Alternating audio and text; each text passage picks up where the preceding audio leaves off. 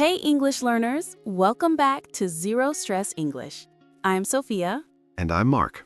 And today, I'm going to tell you a story that still makes me nervous when I remember it. Oh no, what happened, Mark? My first day at work in New York City. It was supposed to be exciting, professional, amazing, but it turned into a disaster. A disaster. Tell us everything. And everyone listening, pay attention because you'll learn real English for work situations, emotions, and how to describe your worst days in English. Exactly. So, let me take you back to that morning. It was a Monday morning. I woke up at 6 a.m., super excited, but also terrified. I remember thinking, this is it, Mark, your dream job in New York. That sounds amazing. What happened next? Well, I put on my best suit, grabbed my briefcase, and headed to the subway.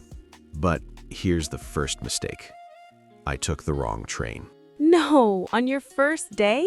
Yes, I was so nervous that I didn't pay attention to the sign. Instead of going uptown, I went downtown. Oh no, so you were late? Not just late, I was panicking. My heart was racing, my hands were sweating, and I kept thinking, they're going to fire me on day one. That must have been so stressful, but you made it, right? Eventually, yes, I got off at the next stop, ran up the stairs, and caught the right train. But now, I was 20 minutes late. Okay, let's pause the story for a second. Did you notice all the emotions Mark used? Excited, terrified, panicking. Right. When you tell a story in English, emotions make it real and relatable. Don't just say, I was late. Say, I was panicking because I was late. Exactly. And listeners, write this down. My heart was racing means you were very nervous or scared. Okay, back to the disaster. So, I finally arrived at the office building. It was huge, glass windows everywhere, super modern. I walked into the lobby and I realized I forgot my ID badge. Oh, Mark, you're kidding. I wish I was kidding. I even heard this sound that played in my head to highlight how embarrassing this was. The security guard looked at me and said, "Sorry, sir, no ID, no entry." What did you do? I tried to explain, it's my first day. I don't have my badge yet. Please, I'm already late. But he just pointed to the phone and said, call your manager. That sounds so embarrassing. It was. My face was red, my hands were shaking. I called my manager and she had to come down to the lobby to get me. And what did she say? She smiled and said, welcome to New York, Mark. First days are always interesting. Okay, everyone, let's learn from this. When something embarrassing happens, you can say, my face was red, or I was so embarrassed. And notice how I described the building. Huge, glass windows everywhere, super modern. Small details make your story visual and interesting. Exactly. Now, Mark, please tell me it got better after that. Well, kind of. So my manager took me upstairs to the office. Everyone was already working, typing on their computers, drinking coffee, and I walked in 30 minutes late, sweating, looking like a mess. Oh no. My manager introduced me to the team. Everyone, this is Mark, our new graphic designer. And they all looked at me and smiled, but I could feel the judgment. I'm sure they understood. Everyone has bad first days. Maybe, but then came the worst part. My manager asked me to present my portfolio to the team. Wait, on your first day? That's intense. I know. So I opened my laptop, connected it to the big screen, and my laptop crashed. No. Yes, blue screen of death, right there in front of everyone. Mark, what did you do? I just stood there, frozen, staring at the screen, feeling like I wanted to disappear. My manager said, it's okay, Mark. Technical issues happen. Just email us the files later. At least she was understanding. She was, but I felt like a complete failure. All right, let's pause again for learning. When technology fails, we say it crashed or it froze. And when you feel extremely embarrassed, you can say, I wanted to disappear, or I felt like a failure.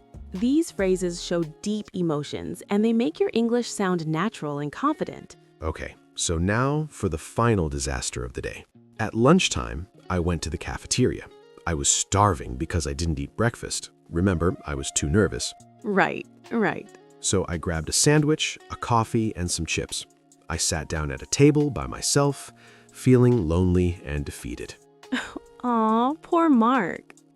And then I took a big bite of my sandwich and I spilled coffee all over my shirt. No way. Yes, right on the white shirt. A huge brown stain right in the middle. What did you do? I ran to the bathroom, tried to wash it out with water and paper towels, but it just made it worse. Now my shirt was wet and stained. So you had to work the rest of the day like that? Yes, wet, stained, embarrassed, and wondering if I should just quit and go home. Okay, but Mark, there has to be a good ending to this story, right? Actually, yes. At the end of the day, my manager called me into her office. I thought, this is it. She's going to fire me. And?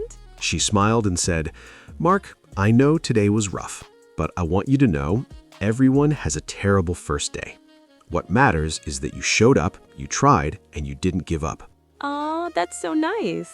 She continued, tomorrow will be better. And by the way, I spilled coffee on myself on my first day too. See, you weren't alone. Relieved, I went home that night exhausted, but also grateful. Grateful that my manager was kind, and grateful that I survived the worst first day ever. So everyone listening, what can we learn from Mark's story? First, bad days happen to everyone, even in New York, even at dream jobs. Second, emotions make your stories powerful. Use words like nervous, panicking, embarrassed, relieved, and grateful. Third, small details matter. Describe what you see, hear, and feel. And finally, don't give up. Whether it's your first day at work or your first day learning English, Keep going. because tomorrow will be better. And by the way, Mark, did tomorrow really get better?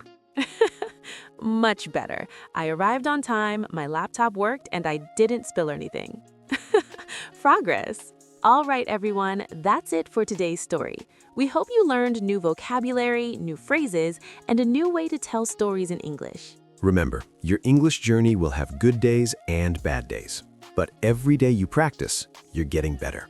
Keep practicing, keep smiling, and keep telling your stories in English. See you next time. Bye-bye.